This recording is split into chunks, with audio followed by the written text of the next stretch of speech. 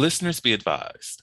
The Soliloquy podcast discuss matters related to the human experience and many that are sexual in nature.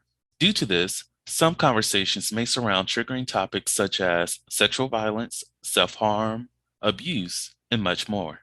Please be advised, a list of crisis and psychological resources will be available in the show notes of this episode. With that said, let's get started with the show.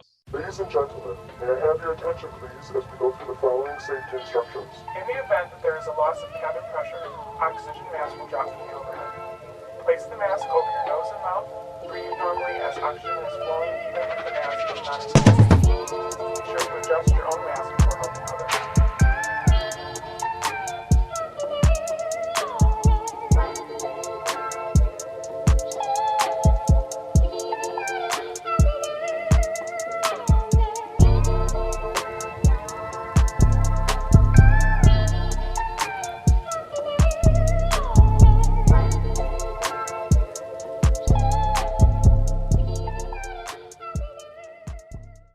Hello, everyone. Welcome to the Soliloquy podcast, where we step out and speak on sexuality. This is your favorite host, Vernon T. Scott, also known as Slaytor Jackson, and for you freaky motherfuckers out there, Sebastian Adams. On today's episode, we are talking about mental health and relationships, and I am blessed once again by the beautiful Anissa. How are you doing? I am good. How are you? I'm fantastic. So today is actually a very special day. And I hope by this point my audience understands that I pre-record all of my episodes because this episode's going to be releasing like in I think October. But right, Okay. some time. But today is actually the first day my podcast released the episode. It was March 5th of 2022 when the Soliloquy podcast first started up. And it was also the same day that my nephew was born. So happy birthday, Royal. Well, happy birthday to both Royal and the podcast. Congratulations. Thank you. Thank you. And I looked today and just to see the difference between where I was then and to where I am now, like it's only so the first episode of this season came out March 1st. And there was another episode that came out like it was a zero episode, so it doesn't really count. So just saying, hey people, we're coming back next week. But so far this month, I looked at my metrics and I'm already at like 90 downloads. And I'm like, oh my gosh. And this time last year, I was just seeing one, two, three downloads, getting a little bit closer to like 50 as the month went by. And just to see I'm already surpassing that.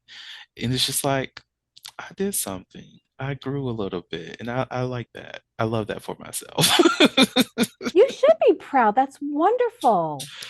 Thank you. Thank you. And you're out there touching lives. That's what's important. You're touching lives. Yes. Thank you. Thank you for that perspective. The goal is to make sure that we all grow in some way. But speaking of growth, actually, before I go into this, I do give people that time and space to introduce themselves again on their second episode. For those people who may have missed the first episode that you were on, do you mind giving us a brief introduction? Sure. So I am Anissa Hudak. I'm a yoga therapist. I work with folks who have PTSD and TBIs, or TBIs, which is traumatic brain injuries. And I specifically actually work with women who've been sexually traumatized. I like to work with women who are like me. I'm a two-time rape survivor. And let's see what else. I'm the mom of two guys. I don't want to say boys because they're not boys anymore. They're young men. And I live in Manhattan, Kansas, where the livestock outnumber the people. If you know or if you heard of the Kansas State Wildcats, I live like 5 minutes from the campus. And I'm originally from New York, so I left the Big Apple for the Little Apple. We love that you're here. Bless us with your presence. Thank you so much for having me on again. So today, mental health. I know I said I was going to go into growth, but we'll end up getting back to that somehow. It's mental health. But part of the conversation is related to PTSD. And since that is something that you focus on, for those who don't know the acronym, that stands for post-traumatic stress disorder. Um, what has your experience been like working with individuals with PTSD? And do you mind giving people a broad understanding of what PTSD may look like, feel like, or how it may express itself in your work, or as well as in someone's body too? Um, yeah, tackle that. Well, just a little topic. Um, so PTSD is actually really hard to diagnose because it is this huge umbrella of symptoms. There's well over 75 different symptoms that make up PTSD. Now, that doesn't mean you're going to have them all. However, you need someone who can really look at you as a whole person, not just from a mental health perspective. And the reason for that is because there are physical things that happen, there are emotional, there are mental, there are cognitive. There are so many different things that come into play when it comes to actually diagnosing PTSD.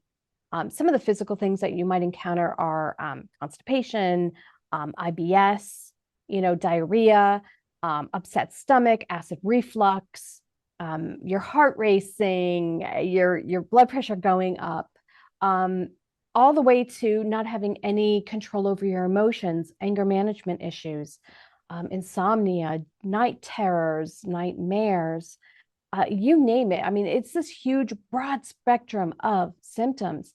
And so someone has to really look at everything and connect the dots and say, oh, yeah, this is like textbook. Um, and so that's why you need somebody who's not just looking at the mental health aspect. The things that you don't even think about actually come into play. And so you might be thinking, oh, well, I don't have it because I don't have this, this, or this. Well, yeah, but you have 27 other different things wrong, you know. So you have to really look at the whole person because it really encompasses the whole person. PTSD actually starts in the body before it manifests as a mental health issue or any other issue. And that's what people don't understand. They think it's a mental health issue. It's not. It actually starts in the body. And I'll just go through real briefly how that occurs. Have you ever seen two dogs fight? Hmm. And have you noticed when they walk away, they do something? Have you ever noticed what they do? They're No. done fighting and they're walking away from one another. Mm-mm. Have you ever noticed that they shake? Okay, now that you mention it, yes. Okay. So Sorry. just Hmm. remember that, okay? So in this scenario, we have two different brains. We have the upper echelon brain where we live our lives, critical thinking, math problems, logistics, grocery lists, all that kind of stuff. And that's where the emotional regulation occurs up in the upper echelon brain, right? We also have the reptilian brain. Now, the reptilian brain is responsible for everything that keeps your body going that you'd never think about. So, blinking, breathing, telling you to go to the bathroom, telling you that you're hungry. It's also where your fight, flight, freeze, and fawn mechanism is. So, now let's say you're walking down the street and all of a sudden some guy pulls a gun on you and he's trying to mug you.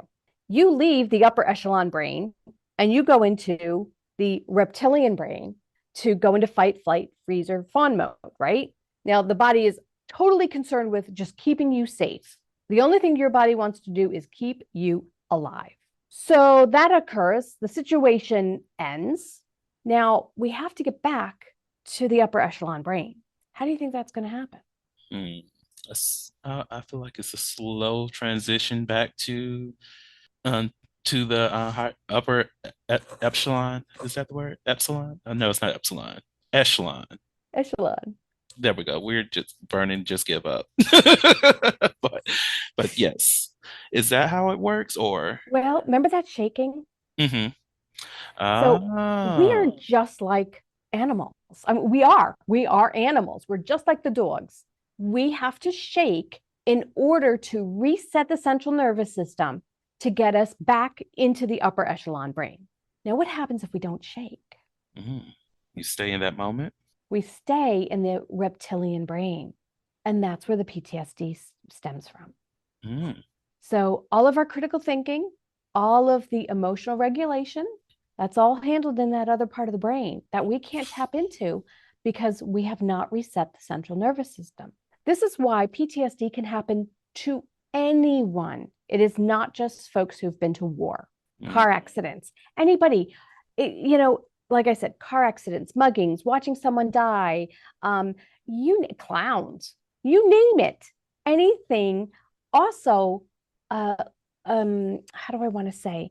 Long exposure to stressful situations. So, domestic violence, um, child abuse, child neglect, things like that can also lead to PTSD. So, it may not be just one episode, it can be a long um, exposure to a particular, situation. So, that's why anybody can get PTSD. That's how it occurs. It's very simple and yet very complex. And that is why we're able to actually use yoga therapy to help reset the central nervous system. So you spend more and more time up in the upper echelon brain doing your critical thinking as opposed to just running rickshaw in the reptilian brain where we were never supposed to live. Mm. So that is the short and long answer of it. So essentially, like once, because the thing that triggered in my mind when you mentioned that, being stuck in that moment is when people are stuck in survivor mode. That's what Um, happens. Mm-hmm. so whenever you do experience something traumatic and you build that new coping mechanism or trauma response or whatever the case is, it's because you're still stuck within that survival mode. And our survival mode is triggered by a variety of things. Most definitely when it comes to our own sense of livelihood. It can be financial circumstances. It can just be, like you mentioned, seeing an accident happening, being exposed to an accident, becoming victimized in whatever way. So I definitely appreciate you for tying those two things together because I would not have gotten there without you. So shake, shake, people, shake, shake, shake, shake. Absolutely. And, as humans, we hate to see other people shake. And so what do? Oh, come here, let me hold you. Or, EMTs, they strap you down. I was talking with a doctor the other day, and she said, sure, if you come into the ER and you're thrashing about, we give you a sedative. Mm, Well, that does not help. You have to shake. Now, sometimes you don't even realize you're shaking. hmm Sometimes it happens very quietly within the body and you don't even realize that it's happening, but you are resetting the central nervous system. Generally, though, speaking, when you're shaking. hmm And if you don't, that's kind of where we run into problems. There's also other things that kind of lead into this, and that is what was your stress level moments prior to the incident? Were you in the car with someone and having an argument? Your stress level was probably more, higher than it would be if you were with your best friend having a great time. What was your stress level prior to the incident, days, months, years? Do you live a very stressful type of life? Do you not? That can also have an effect on it. What was your stress like your entire life? Did you grow up in a very stressful environment or did you not? There are all kinds of things. Were you ill prior to the incident? Like all kinds of things that kind of play a part in this. If you're not feeling 100%, it could inhibit the body from doing its shaking or what have you. So there's a lot that goes into this. It's not just you had an incident, did you shake or not? mm. See, I like that you mentioned like pretty much a person's life prior to an incident, it's like how much stress they've been exposed to throughout their lives. It brought back a memory of me having conversations with one of my former therapists about some of the traumas that I've experienced, because he's the one who actually told me that my level of PTSD was at the level that he experienced with some of his veteran clients who've been to war. And I was like, what the fuck what do you mean?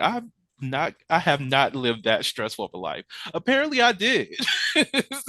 In For that you, it was. mhm, PTSD is so individual. It is like your thumbprint.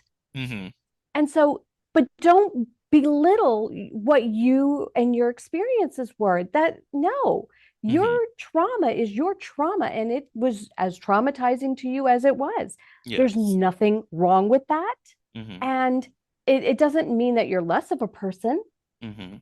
and people say all the time, well, I didn't go to war. So That's true. a car accident. You and I could be in the same car accident, and you could walk away with no PTSD, and I walk away with it.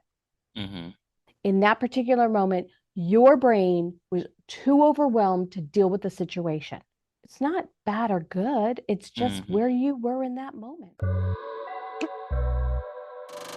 The Holiloquy podcast focuses on the variability of sexual expression. When it comes to sexual expression, we often depend on pornography to illustrate how one must perform sexually. For those who have not learned this by now, the stuff you see in porn is not real. Pornography provides a singular perspective of sexual expression that is not often the reality we see during our own sexual encounters. The Holiloquy podcast is a conversation that takes you outside of the compressed box of what many know about sex. Some of the topics we discuss includes kinks, condom usage, status disclosure, and past sexual experiences. The Holiloquy podcast steps out on sexual norms and recognizes that the norm is not the only normal. Subscribe today and join the conversation. Car accident, and you could walk away with no PTSD, and I walk away with it. Mhm, In that particular moment, your brain was too overwhelmed to deal with the situation. It's not bad or good, it's just mhm. where you were in that moment. That's true. Like I found that um like when he mentioned that, I did have to sit with that for some time, because it was like, oh, I would not have even guessed that. And I even shared that with some of my friends and whatnot. And that actually helped me realize, let me just take some time to myself and, get away from a lot of people, a lot of stressors, and just focus on me for a little while and do that intentionally and not just have to carve out time for myself, but actually make that my main focus, which was a huge shift in how I was operating prior to him saying that. And I think the greatest reward that I got from that, because he did help me realize that I have a very, very high tolerance for stress, but acknowledging that I'm not getting to a certain point anymore, to allow myself to go back down that route of um, seeing how much stress I can handle, to just be like, you know what, you're taking me to a direction I want to go in, so I'm not going to do that. And it helped me speak up for myself a lot more and keep myself from taking on more stress. Even though I know I can handle it, I know that I don't have to and I don't need to do it, because what's the purpose and who does that serve? If it's not serving me, then I don't need it.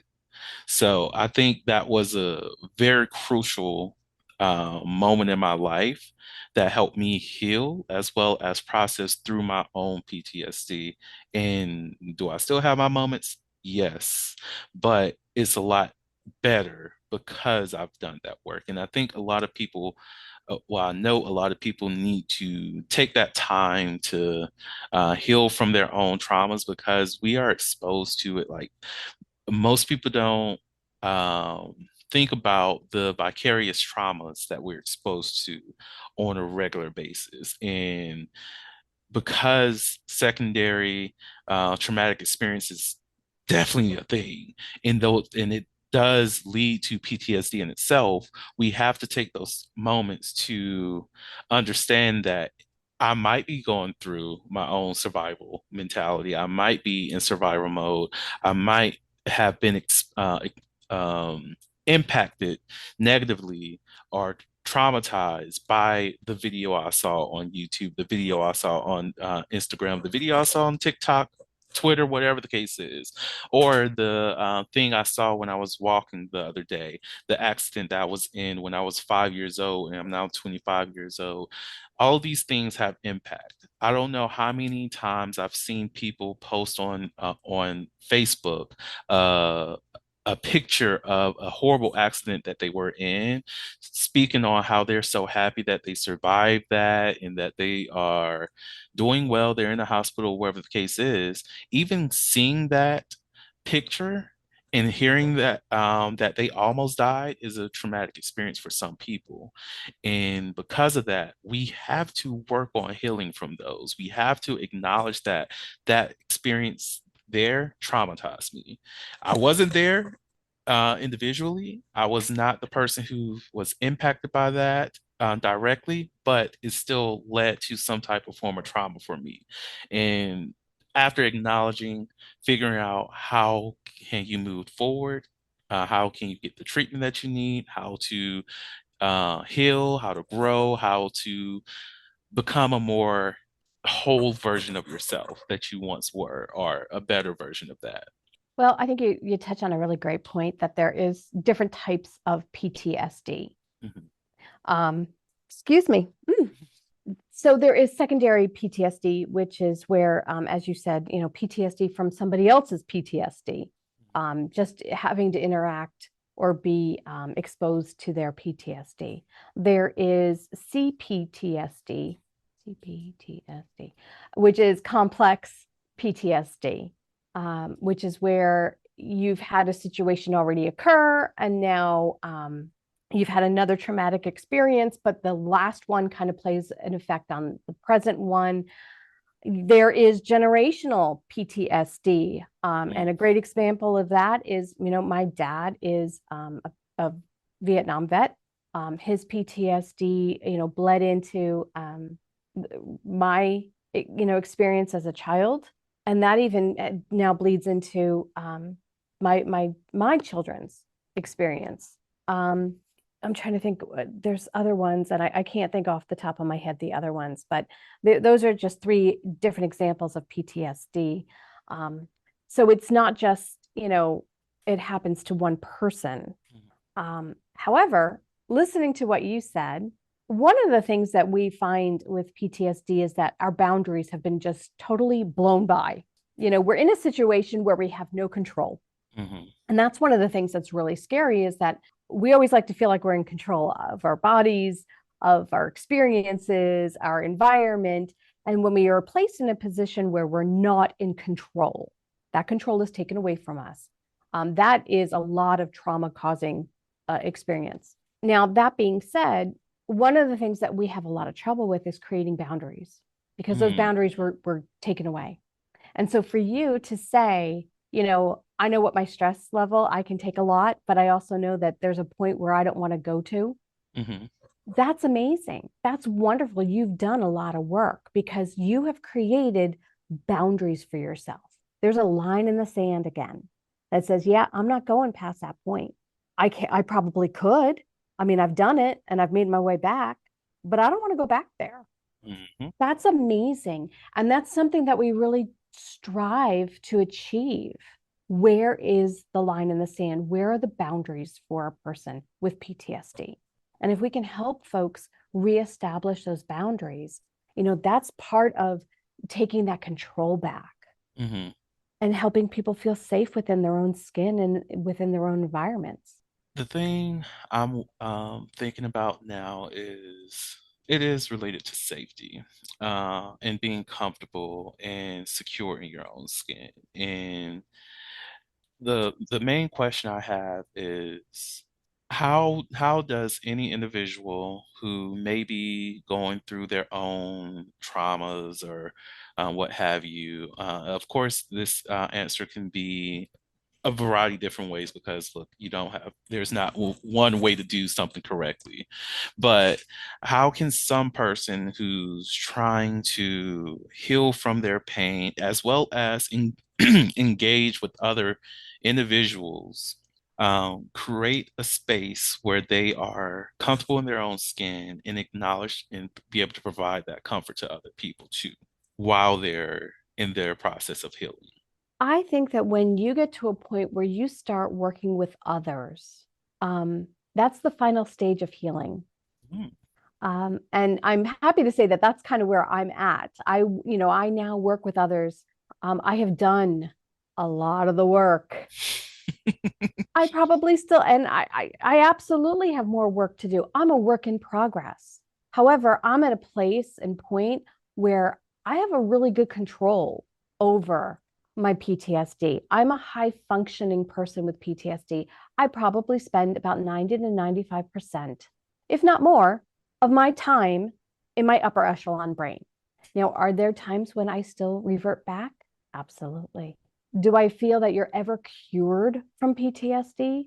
No. And that's because of how the brain um, records memories. We can't always have a handle on every memory. And so, could something out of the blue trigger you? Absolutely, because you never know where that memory is being stored. However, the last time I was really triggered, 2.5 years ago, 3 years, no, 3 years ago. I don't mind going through life with being triggered every, 3 to 5 years. That's not a mm, bad thing, it is not. or even longer. I might not be triggered now for the rest of my life. I have no idea. However, getting a person to that point and being able to then start to help others, I think they say it's the final act of healing. Mhm. And I think, because I love that you mentioned that, you know, you may still be triggered throughout your life. It may not be every single day, every 3 years, probably never again. The reason why that stood out to me is because I think about the individuals who are only focusing on the good things and not wanting to acknowledge the bad things that come to them that may develop in time. And the reason why they came up is because I see it very often. I only want to look at the positive. I don't care about the negative things or whatever the case is. But sometimes you have to look at that that negative thing, call it what it is, acknowledge that it's in the room, in order for you to deal with it. Because if you continue to act as though this doesn't exist and you act as though it has no bearing on who you are, your personality, how you live your life, you, it prevents you from doing a lot of things that you want to do for yourself. Meaning, you are out trying to enjoy life, but it's still in the back of your head. You're out trying to, I guess, have a dinner with friends. It's still nagging at the back of your head. You want to go to your child's first birthday, and there's that one thing. It's still right there in the back of your head. And the reason why a lot of people don't escape from it is because they don't address it and call it what it is. They don't call it that trauma. They don't see it as the thing that's really impacting them. The more that you avoid it, the more that it still has control and has hold of you. But once you're able to address it, acknowledge it, and then move past it, yeah, that one day out of the year is a lot better than it always being in the back of your head. Well, I think here's a question for you. Are you a human being or are you an ostrich? I'm a human, but it depends on perspective. I'm joking. I'm joking. I'm a human being. If you're an ostrich, you stick your head in the sand and you don't deal with anything. Hmm. Um, so let's talk about the science behind a memory, because that kind of leads into what you were just talking about. So, for someone who does not have PTSD, which by the way, everybody has some level of PTSD, you cannot live this human experience without having some level of PTSD Most definitely in regarding this something. economy. Okay, sorry. Hmm. So let's talk about a brain that has not had any PTSD experience. Now, our brains are the most amazing things. They are the best, fastest, most accurate computers on the earth. They move faster than any computer. And right here in real time, it's recording a memory. And what it does is it separates out the five senses, probably more, but for our discussion, we're going to talk about the Hmm. senses. So it takes out the sight, the smell, the feeling, the touch, the audio, and it sticks it into a filing cabinet. And each one has its own filing cabinet. Okay. And then when it goes to recall the memory, it takes out all of those 5 things, puts it together, and we have a whole memory. Mhm. Okay. However, when your brain has been exposed to PTSD, quite frankly, PTSD is a traumatic brain injury. Mhm. Um, the brain has trouble recalling all of those 5 things. It has trouble pulling out of the filing cabinets the 5 things to make the whole memory. So let's say it takes out 3 things and it's missing 2. Well, the brain does not like an incomplete memory. So to help you out, the brain is going to add the other 2 items for you. On top of which, we have been genetically predispositioned to think negatively. And we can thank the cavemen for this because that is what kept the cavemen literally alive. Don't go out of the cave at night because you're going to get eaten by a lion. You know, that negative thinking kept them alive. So now you have a brain that has an incomplete memory. It's going to, add in those other 2 items and they're going to be negative. So now not only do you have truly an incomplete memory, but it's wrong. So now you remember the situation and it's even worse than it actually occurred. And people are afraid of this. That's why they're so afraid to deal with their baggage. It's because it's horrible. Well, yeah, of course it's horrible. You don't even remember it correctly. So one of the things, one of the treatments for this is EMDR. And if you've never had it done, I'm telling you, it's the next best thing since sex. It is able to literally unroll that onion, take off those layers to get to the bare basic memory. It takes out the fluff that was added in by your brain. It actually gets you back to the core memory. And then you can actually start dealing with what really occurred and not what your brain is having you remember. So that is so important. EMDR is wonderful. I highly recommend it. I've had it done myself. I think it's wonderful. Clinicians who utilize this, they kind of learn how to do it and then they kind of use morph it to work for them. So some of them use their finger and they go back and forth with your eyes. Sometimes they use buzzers. There's all kinds of things that happen. Find the way that works for you. If you don't like the way your clinician's doing it, try a different clinician. Try a different way because it really is incredibly effective. I know the military's had amazing success. I've had it done personally. It really helped me put, I think, the final nail in the coffin for my first rape. Now, that being said, I never know when, as I discussed, all those 5 senses go into their different filing cabinets. Mhm. You never know when something is going to trigger that lost part of that memory to come on out. And that actually happened to me about 3 years ago. I was about to teach a yoga class. I was in a place that was also doing Taekwondo. And the instructor had just come back from training. They had this new thing that they were trying with their students, and it was very loud. And we could hear it in our yoga studio. And the guy was smacking these 2 foam hands together, and it would whop, and then he would yell a command, Mm. and then whop, yell a command, whop. And I didn't know. All I knew was that rhythmic sound, the whap and the yell, the whap and the yell, triggered something in me. And I ran out to the receptionist and I said, "Oh my God, you must make him stop." And she said, "Well, we are a Taekwondo studio. You know that, right?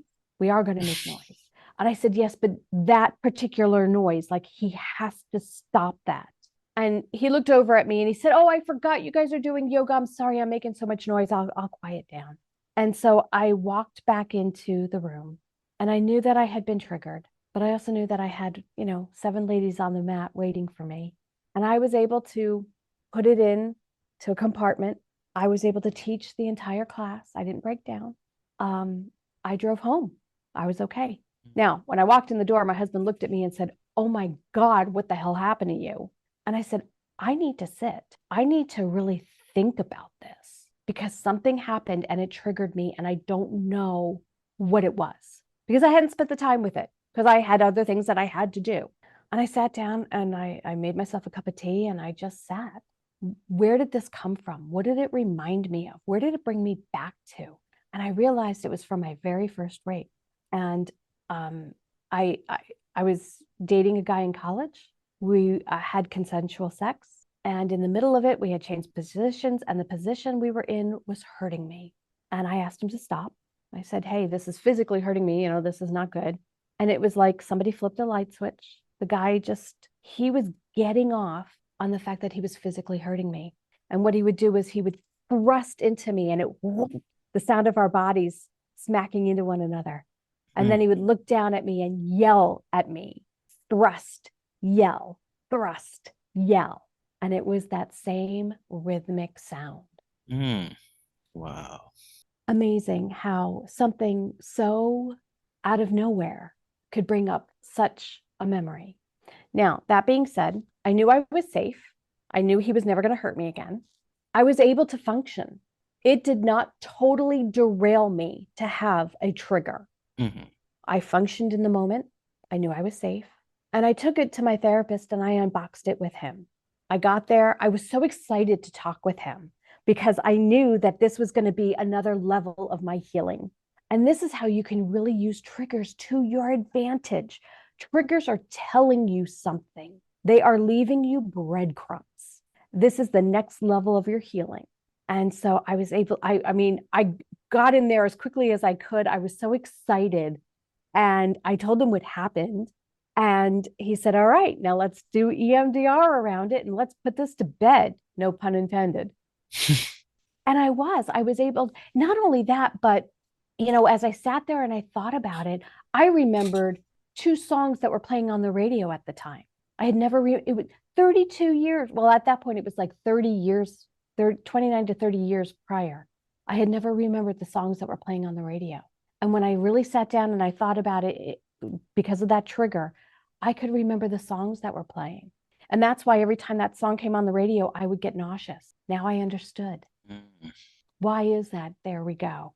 So memory plays a big part of this. Are you ever going to be rid of it? Is it the specter that's always on your shoulder? Well, kind of. However, you can get yourself to a point where you can still function and use it to your advantage. Mm. That's a beautiful tale. That's a beautiful message. And honestly, I would love to end the the show right here, but I'm not. But I appreciate you for sharing that because there's someone needs that. Honestly, someone needs that. Honestly, I need that. I've been learning a little bit more about EMDR, just through my classes and whatnot, but not necessarily as something that I may want to do for myself. But hearing your story, it makes me actually want to rethink looking into that for helping out with my own PTSD, most definitely, because I recognize and know many of my triggers at this point, even my workplace triggers, which is hilarious most of the time.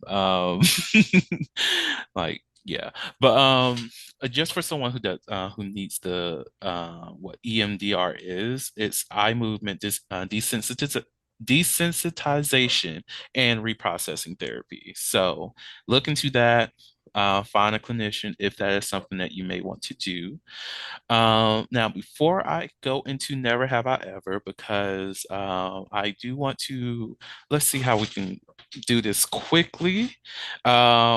Discuss the difference between yoga and yoga therapy, as well as shout out your Facebook group too, just for individuals who fit the criteria. They can join that and support you, as well as find the resources that they need. And then we'll go into the Never Have I Ever.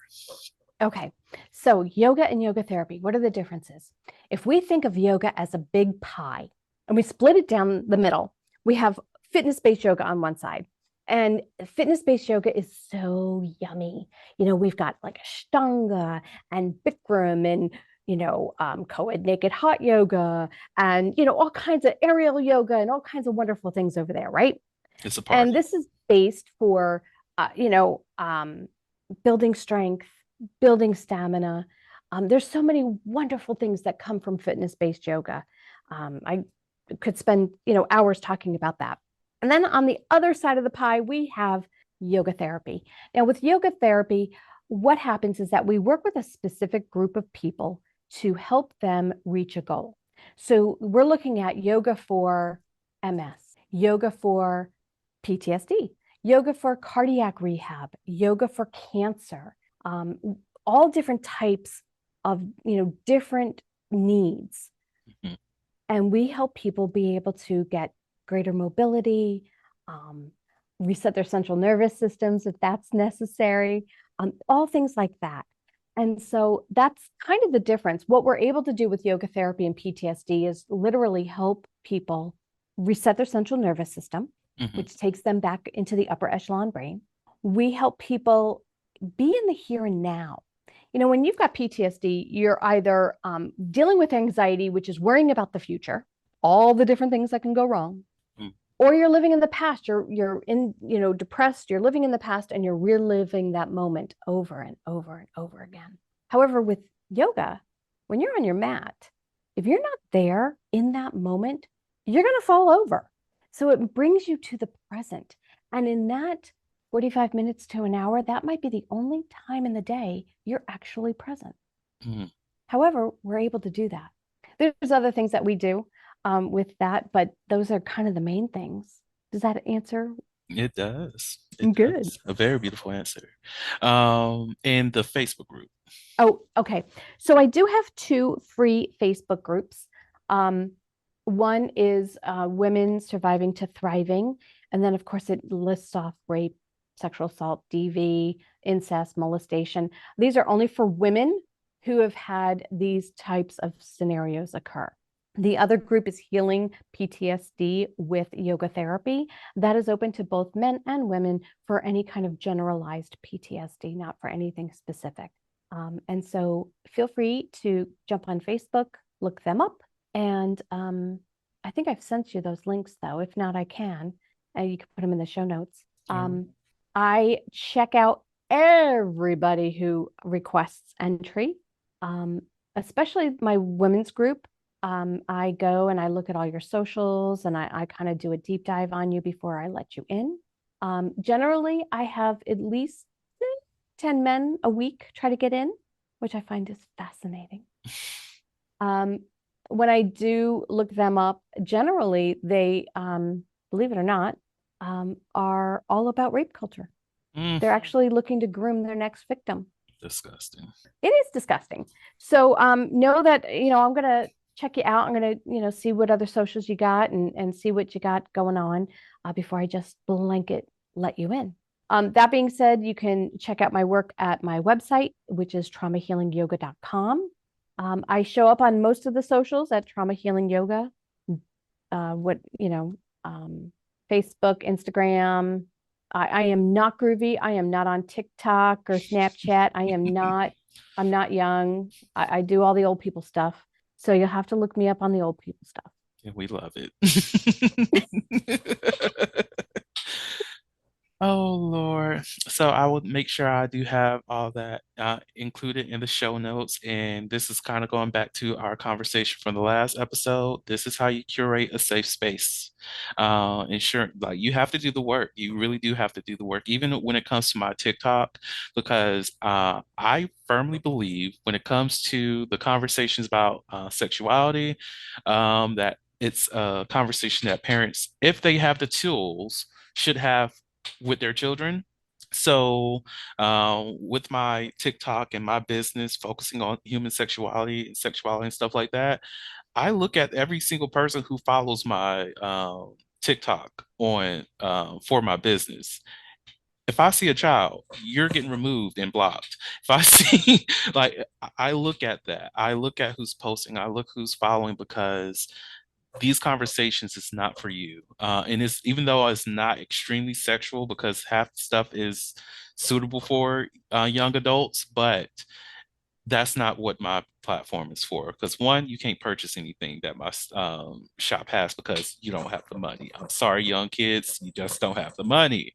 But it's curated for adults and it's specific for adults. And I feel as though people need to be a lot more mindful about that when it comes to social media to protect the younger people, protect ourselves, as well as to protect those people who we're advertising and putting ourselves out there for, so that they are feeling appreciated and that we are, I'm doing this for you all, not that, you know, I'm doing this for the entire world, because I'm not.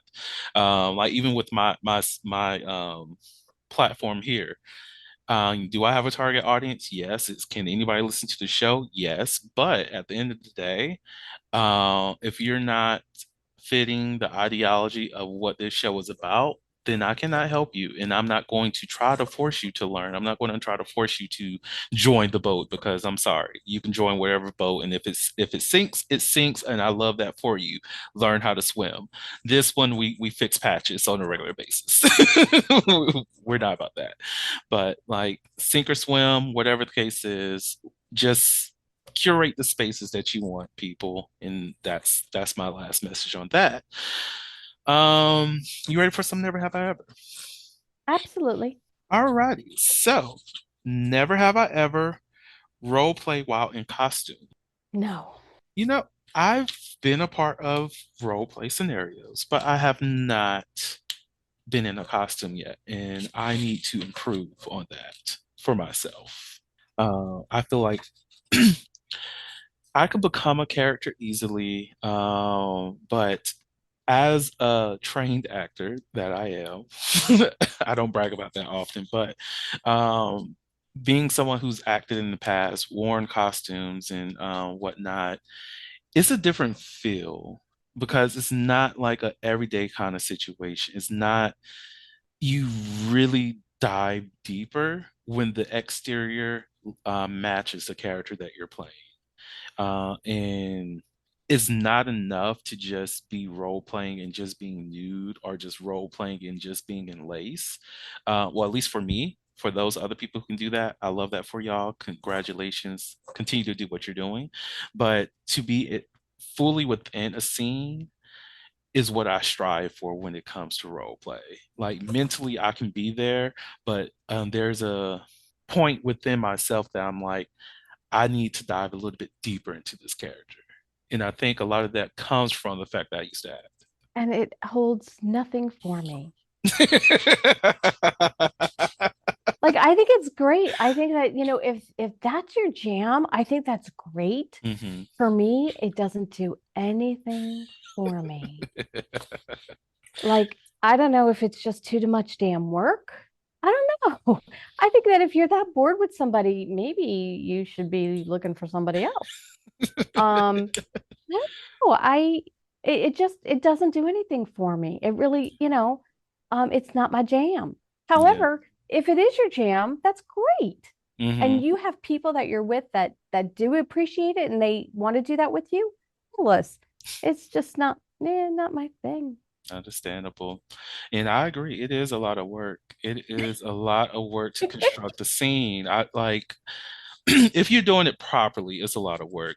Some think that, oh, well, just come over here and act like you're going to kidnap me, and there we go. What?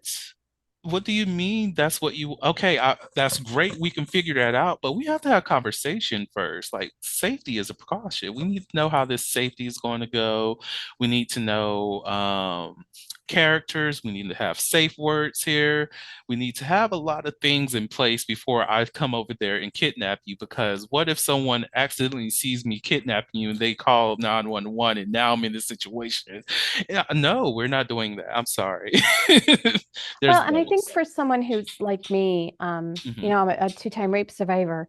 Um, you know, being able to be open and vulnerable with someone, that's a lot of work Mm, to feel safe and to be able to be really open and make a connection with someone. That's a lot of work.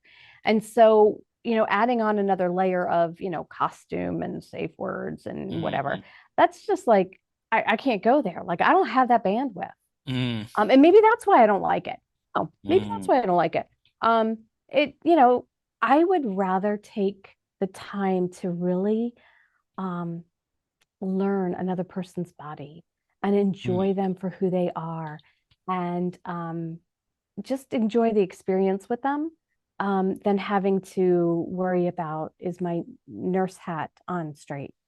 Um, you know, like, I get that. That is extremely fair. That is extremely so, fair. and maybe, like I said, maybe that's why it doesn't really appeal to me, because, Hmm. I have other things that I'm trying to be, and open and vulnerable. And so, maybe that's what it is. I don't know. But again, if it's your jam, like, that's cool. I mean, they make nurses outfits for that for a reason. Very true. Very true. And I don't think I will. Mm-mm. Like for me to play a character, I have to know some things about it. Like in nursing, that's a lot of researching, and I no, that might be my limit. Okay, so like, what, I mean, are you talking about like latex rubber chickens? I mean, like, what?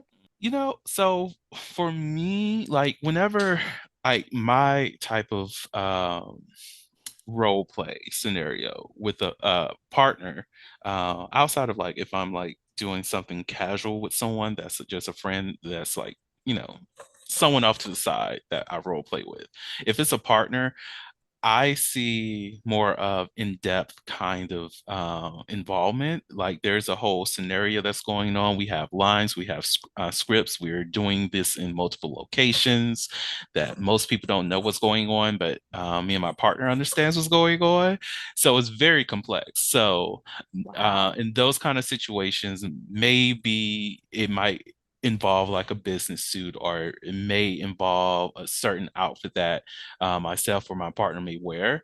But in like a casual scenario where it's not developing in stronger intimacy with my partner, um, I would say like a duck outfit, but maybe like some kinds of handcuffs, ropes, or even a mask here and there. Maybe a police uniform.